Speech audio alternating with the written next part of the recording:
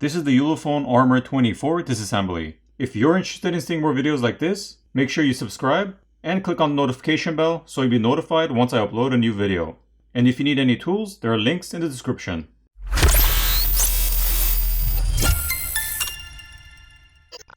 So at first look, we can see that the Armor 24 shares somewhat of a similar design to that of the Rugged Tank series by 8849. Let's go ahead and take it apart and see how similar it is on the inside. Now this phone may not have a projector, but it does have an interesting feature. On the bottom left side of the phone, there's a USmart expansion port or connector. Now with this port or connector, you can connect and use one of 4 expansion accessories which are sold separately.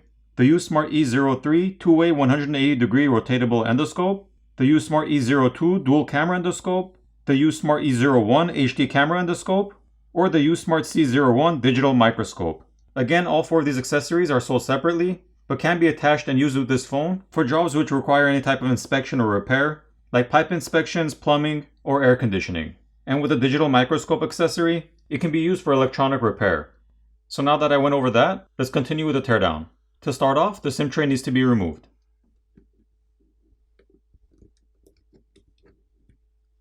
Here's a better look at the SIM tray. Now heat needs to be applied to the screen to loosen up the adhesive underneath, and then a pry tool can be used to pry the screen off. Now for this phone, a lot of heat, isopropyl alcohol, and patience will be required to pry the screen off. The glue or adhesive holding the screen down is extremely strong, so prying the screen off is super difficult. I had to spend about 20 minutes applying heat and isopropyl alcohol, as well as using a suction cup tool to help me gain leverage to get a pry tool in between the screen and the frame, so I could work my way around prying the screen off. Once the screen is loose from the frame, it can be carefully lifted over, but be careful since the flex cable for the screen is still attached to the main board. There's a single Phillips screw that needs to be removed, which is holding down the cover for the screen connector.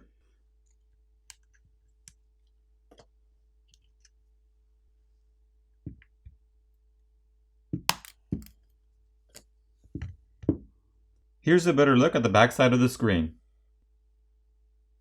There are 15 additional Phillips screws which are holding down the midframe.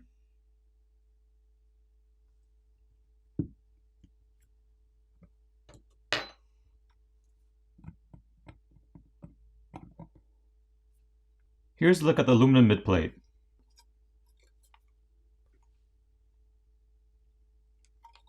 There's some graphite film on the lower portion to help transfer heat, and the proximity sensor is located on the top left corner.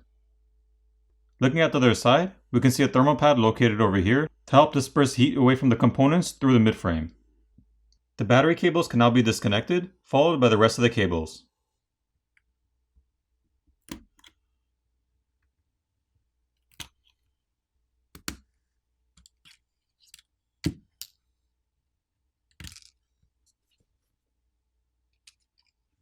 This flex cable connects the main board to the subboard.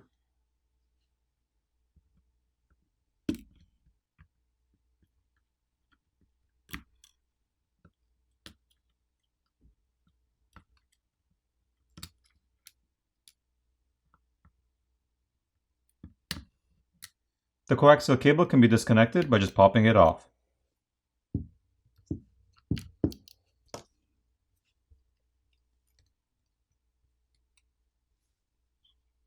There are 4 Phillips screws that are holding down the main board. In addition to those 4, there's a 5th Phillips screw underneath the front-facing camera.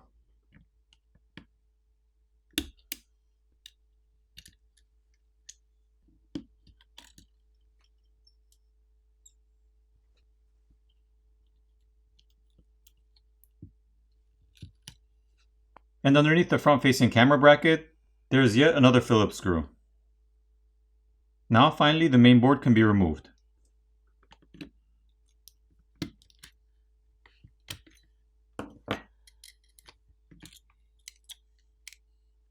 Here's a look at the 16 megapixel front-facing camera.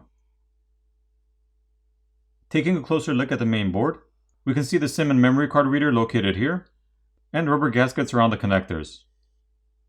On the other side, we can see some padding over the shields, the headphone jack, and the infrared or IR blaster located here.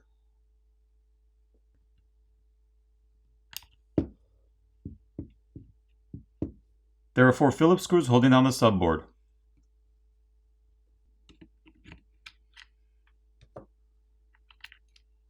Looking at the subboard, we can see a rubber gasket around these connectors.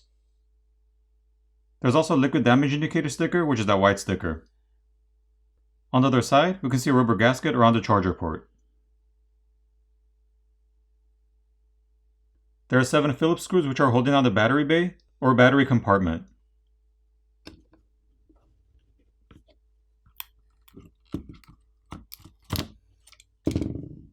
Here's a look at the 22,000 mAh battery. This battery is basically multiple batteries put together to operate as one.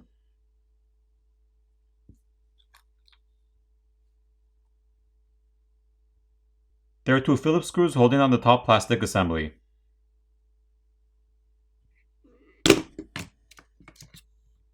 Looking at the back side of the plastic assembly, we can see the 64 megapixel primary camera and the 64 megapixel night vision camera. None of the cameras have OIS or optical image stabilization. The night vision lights are located here, and the LED flash here. The vibrator motor is soldered to this flex cable. Now there are 2 Phillips screws which are holding down the speaker assembly.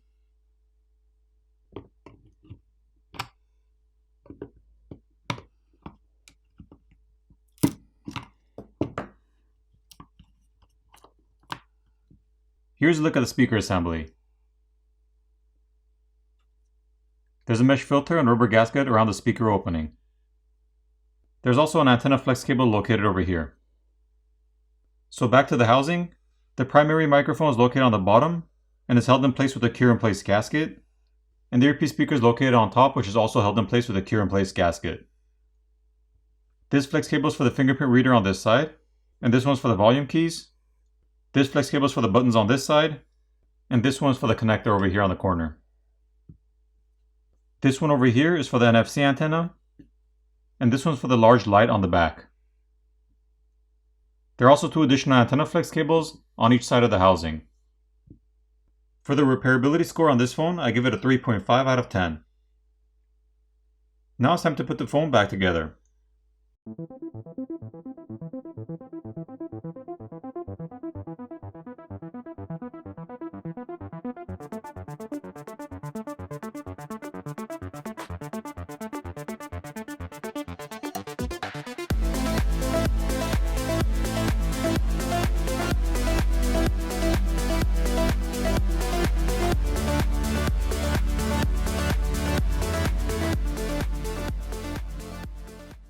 Once everything's back together, power on the phone, and you're done. I hope you enjoyed this video, and I'll see you in the next one.